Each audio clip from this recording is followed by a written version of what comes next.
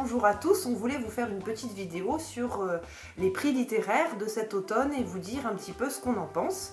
Et on vous propose de commencer par le prix de l'automne, c'est-à-dire le prix Goncourt qui a été remis à Éric Vuillard pour l'Ordre du Jour chez Actes Sud et que Michel a lu. Alors c'est un livre qui était sorti un peu, on va dire, en dehors de la rentrée littéraire, parce qu'il est sorti au printemps dernier. Nous ne l'avions pas lu, du coup nous l'avons lu face à cet objet qui fait quoi, 160 pages. Oui. On était un peu dubitatifs, faut être honnête, mais voilà le résultat. C'est un roman donc petit par la taille, extrêmement dense, extrêmement profond, d'une beauté hallucinante. Moi je n'avais rien lu de Éric Vuillard et je n'ai qu'une envie maintenant, c'est de me plonger dans 14 juillet, dans Tristesse de la Terre. Une écriture magistrale, totalement maîtrisée. Dès le premier chapitre, j'avais l'impression d'être dans un film de Visconti, les damnés en particulier, puisque le monsieur que vous voyez sur la couverture, très bien mis, tout en noir, qui arrive avec sa berline pour rencontrer 23 autres barons de l'industrie allemande, et avoir une entrevue avec Göring et Hitler, cet homme-là c'est Gustav Krupp. D'abord ça se passe à Berlin et on a l'impression d'une réunion très banale. En tous les cas ces hommes d'affaires, pour eux c'est très banal. Tout ce qu'ils vont faire c'est miser sur le cheval gagnant, c'est-à-dire Hitler et Göring. Une mise en garde contre l'appât du gain, contre le profit excessif, contre l'inhumanité. C'est un livre qui est fait de courts chapitres, hein, mais moi j'avais l'impression que ça durait quand même très longtemps. C'est un livre, j'avais envie d'écrire de recopier certaines phrases. Une vraie découverte, et ce livre qu'on avait... bon, le jour, nous on était pour Bakita, donc forcément on était un petit peu déçus. Hein. Vous pouvez l'offrir même à des gens qui n'aiment pas lire parce que c'est court et de toute façon ils vont adorer. Donc à lire. Voilà, à lire absolument. Donc parmi tous ces prix, il y en a un qui est peut-être un petit peu moins connu que d'autres, encore que, en tous les cas très parisien, c'est le prix de Flore. Et je sais que Lucille, tu l'as lu. Il s'agit de L'invention des corps de Pierre Ducrozet aux éditions Actes Sud, donc deuxième livre primé, voilà, de ce grand éditeur. Alors, un avis un peu mitigé en fait, ouais, sur ce livre-là. Donc on va suivre en fait Alvaro, qui est un professeur qui enseigne au Mexique, qui est un peu un génie de l'informatique. Et en fait, le roman s'ouvre sur une scène très marquante et toute une première partie que j'ai trouvée vraiment très bien écrite, où les étudiants vont se soulever, ils vont se faire arrêter par la police. C'est une scène d'une grande violence. Alvaro s'en échappe in extremis, il va fuir, on va le suivre comme ça dans sa cavale jusqu'aux États-Unis, il va atterrir dans la Silicon Valley où il va essayer de vendre ses services justement d'informaticien de génie. Il va tomber sur un espèce de professeur fou qui navigue entre le transhumanisme, la toute-puissance, la richesse des technologies, en essayant d'en faire un cobaye dans ses projets complètement fous. Donc un roman très contemporain, je viens à la tête de Michel, un roman très contemporain.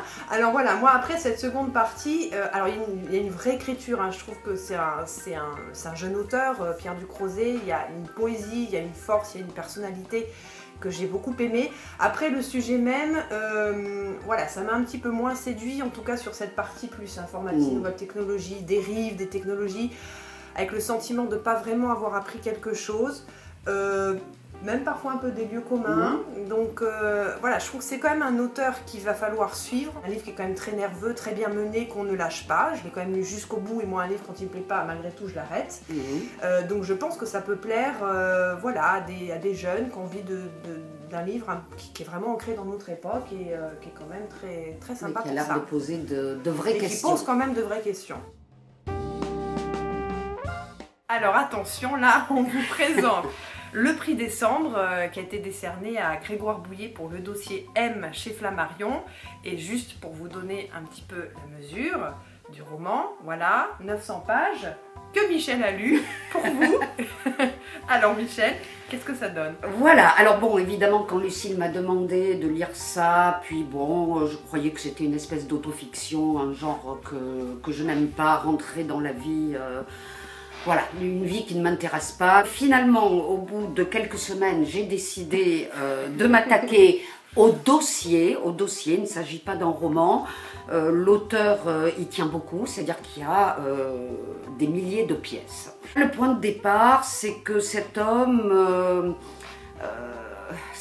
bon, qui pense que l'amour vaut vraiment d'être vécu, a une vie sentimentale bon, qui est un véritable fiasco. Il est un peu défait, surtout après sa rupture avec M. Il a mis 10 ans à s'en remettre, mais 10 ans pendant lesquels il a sublimé sa tristesse en écrivant le premier tome, le deuxième apparaître l'année prochaine.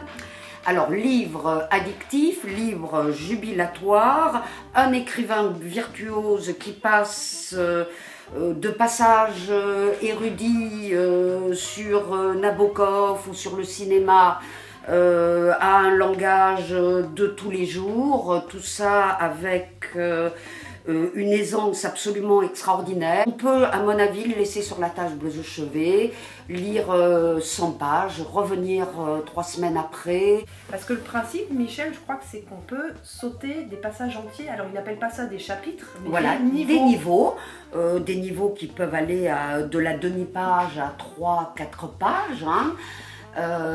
Et puis qu'il peut approfondir au niveau suivant, comme il peut passer du coq à l'âne, hein, selle de cheval, cheval de Troie, 3 petits chats. Et voilà, donc j'ouvre page 299, donc il doit être encore dans ces histoires de rupture qui n'arrivent pas à consommer avec S. Voilà, et ça me rappelle les chants de Maldoror que je lus lorsque j'avais 15 ans, et ce fut pour la vie. Et on se régale. Voilà, alors c'est peut-être pas le passage le plus drôle, effectivement, un Maldoror. Mais voilà, bon bref, il y a le rugby, il y a la musique, et tout le monde dit, tout le monde y trouve son compte, les séries télévisées, enfin c'est extraordinaire. Voilà Lucille, moi j'aimerais bien que tu me parles de Marraine, de Jean-Baptiste Andréa, édition L'Iconoclaste, parce que c'est un prix du premier roman, donc un prix intéressant, l'an dernier décerné à Gaël Faye pour Petit Pays. Ça se passe rapidement en Provence, dans les années 60. En fait, on va suivre la vie de Shell. Shell, c'est un petit garçon de 12 ans qui vit dans la station essence de ses parents. C'est pour ça qu'il se donne ce surnom de Shell.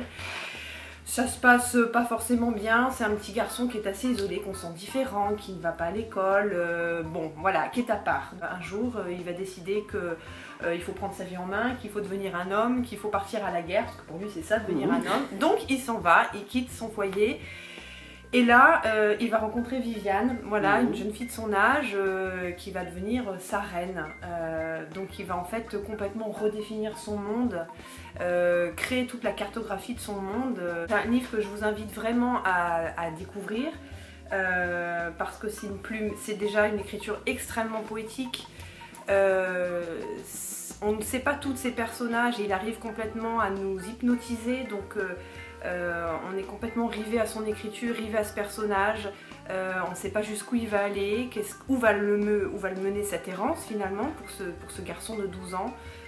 C'est un grand roman et vraiment je vous invite à le découvrir et à suivre pour le coup ce prix littéraire parce que c'est vraiment une très très belle découverte.